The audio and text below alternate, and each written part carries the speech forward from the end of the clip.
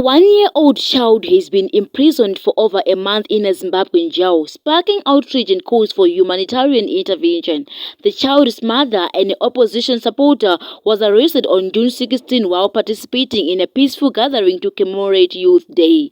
Since then, the mother and child have been held in a cold, overcrowded prison where inmates sleep on the floor. The harsh winter conditions have exacerbated the dire situation, with concerns mounting about the child's health and well-being. Human rights activists and opposition leaders have condemned the government's actions, labeling them as inhuman and utterly unjust. The incident has drawn attention to the plight of political prisoners in Zimbabwe and the need for reforms to protect human rights. The mother is among 75 activists arrested in connection with the June 16 gathering. The incident has sparked widespread criticism of the government's heavy-handed approach to political dissent. As the situation continues to draw international attention, calls are growing for the immediate release of the mother and child, as well as the other detained activists.